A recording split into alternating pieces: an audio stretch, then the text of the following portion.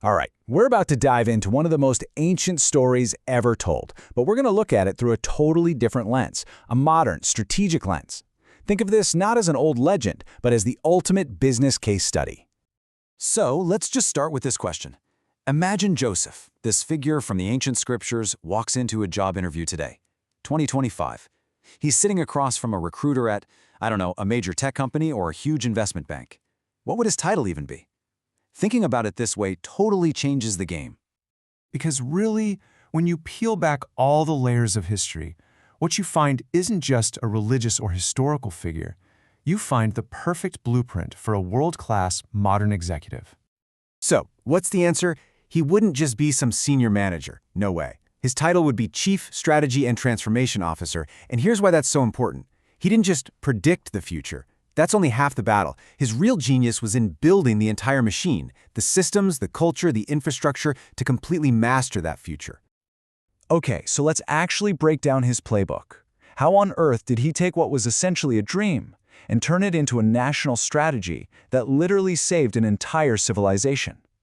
Just look at this. You can map his ancient moves directly onto 2025 corporate speak. Interpreting the Pharaoh's dream, today, we'd call that spotting a 14-year macroeconomic trend, a massive boom followed by a devastating bust.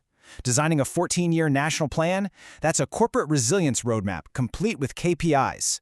Building a supply chain empire, we're talking a massive capital expenditure project to create a nationwide logistics and warehouse network from scratch.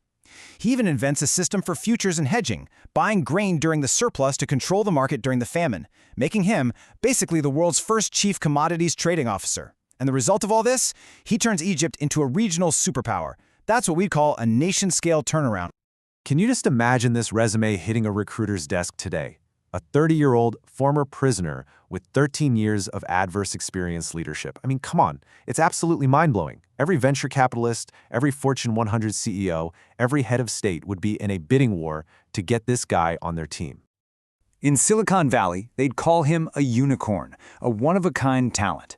But you know what? Actually, scratch that. He's more than a unicorn. He's the guy who creates the conditions for unicorns to exist.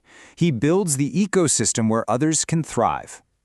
But let's pause. Let's go back to that number on his resume. 13 years.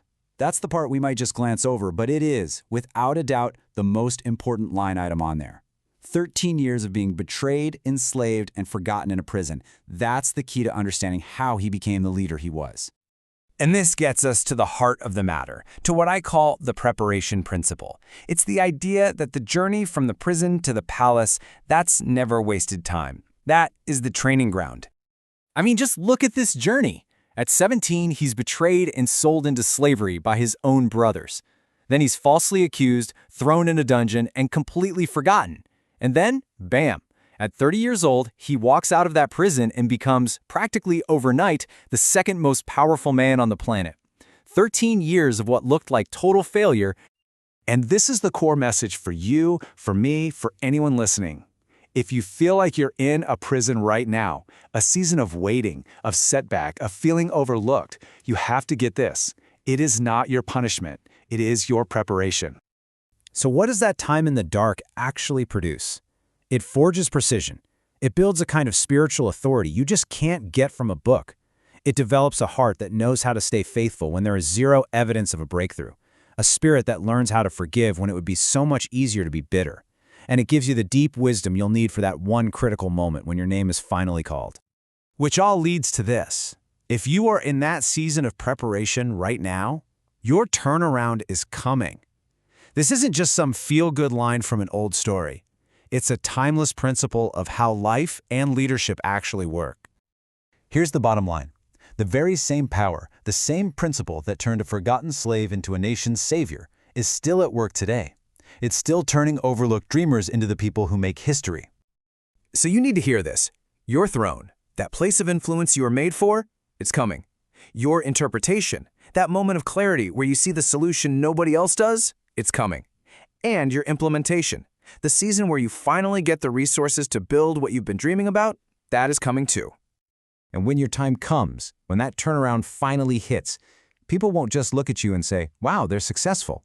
No, it'll be deeper than that. They'll see that same resilience, that impossible journey from the pit to the palace. They won't just call you a success, they'll call you Joseph. So what's left to do? Start walking like it, right now.